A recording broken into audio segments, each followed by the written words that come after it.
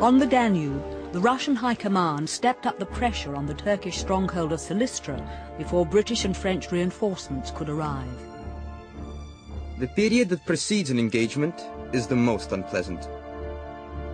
It's the only moment when you have time to be afraid. Towards 3 o'clock, we were waiting to see the shower of rockets let off as the signal for an attack. All of a sudden, an aide-de-camp of the Field Marshal arrived with the order to cancel the attack and end the siege. The entire Russian army felt betrayed. Austria had intervened and forced the Tsar's troops to abandon their advance into Turkey's European provinces.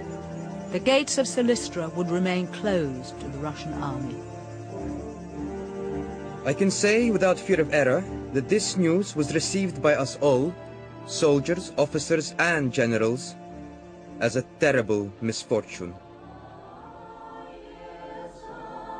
The whole venture had been a fiasco for the Russians, who retreated back across the Danube.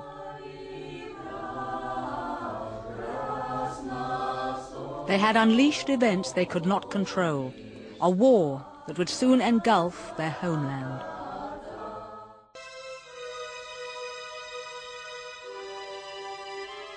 It was now the height of summer. The water was contaminated, and the soldiers were living in cramped conditions which would quickly turn murderous.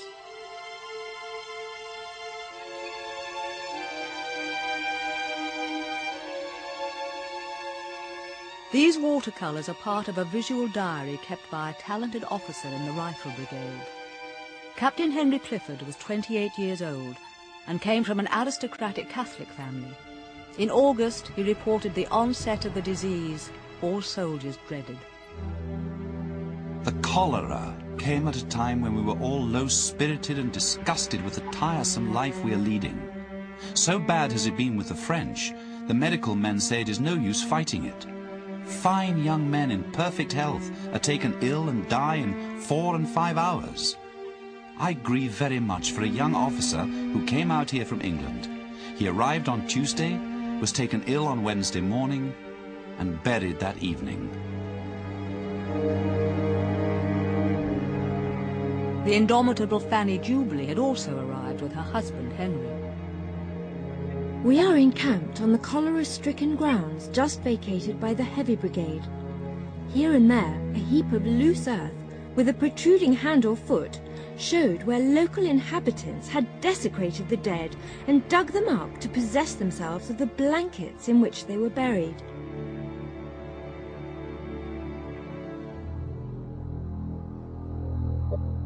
As the cholera struck the army at Varna, it also spread to the sailors on the warships which were offshore.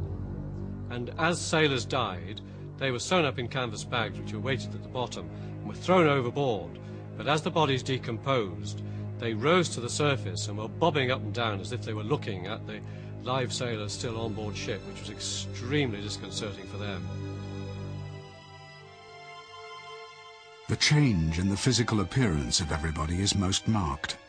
All seem as if a dozen years of hard suffering had been added to their lives. The hospital tents present a ghastly spectacle of suffering beyond all relief by human aid. Our detachment have already begun what is likely to be their chief occupation: burying the dead. Frederick Robinson, Assistant Surgeon, Scots Fusilier Guards. The British and French armies had been at war for 4 months. They had lost 10,000 men, but not a single shot had been fired at the enemy. Finally, the crucial order was given. They would embark for the Crimea to destroy Russia's Black Sea stronghold at Sebastopol. Captain Clifford finished off his watercolours.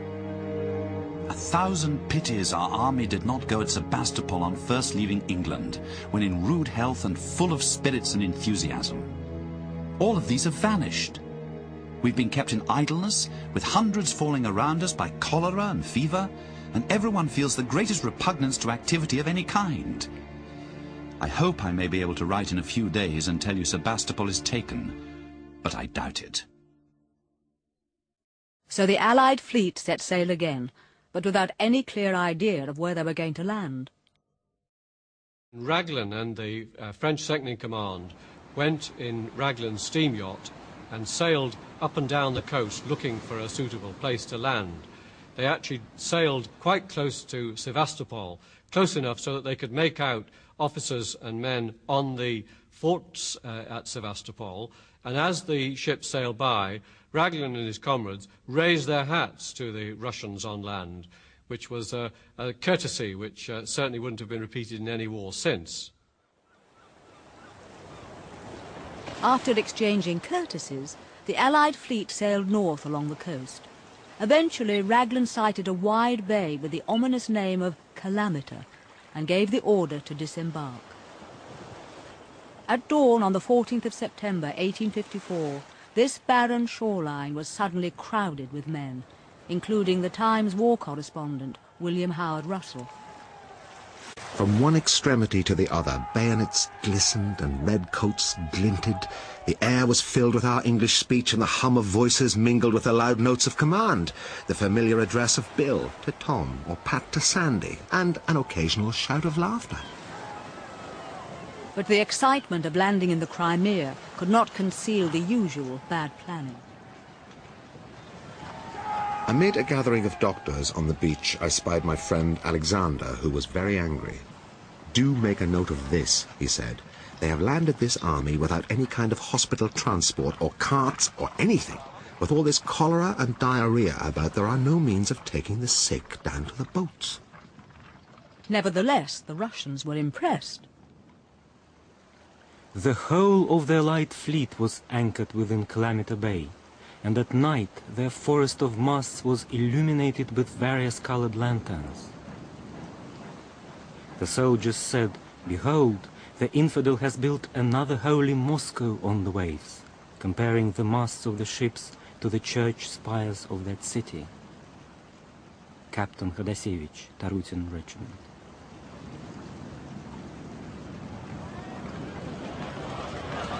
The next day, the Russians saw some 60,000 men stretched over the plain below. Just 5 days after landing, the Allied commanders decided they were ready to march on Sevastopol and finish the war. After 2 days' march, the Allies settled down to camp for the night. Above the river Alma, a Russian army of 40,000 was waiting for them.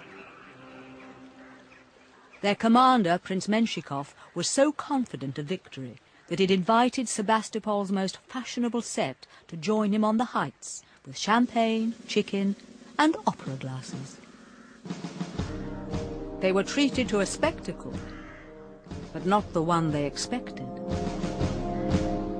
To advance on Sebastopol, the Allied army had to cross the river Alma and ascend the bare hillside under the fire of heavy Russian artillery.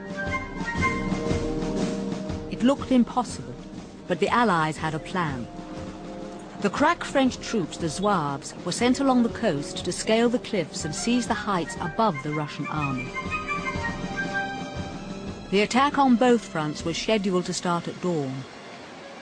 A Zouave called André wrote home about what happened next.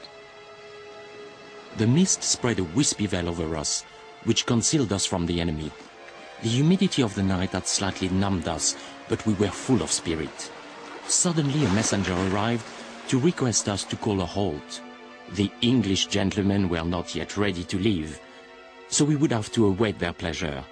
We were not particularly polite about them, let me tell you.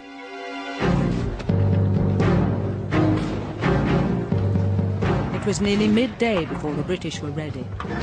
Private Timothy Gowing had to cross the river Alma with cannonballs whistling towards his company.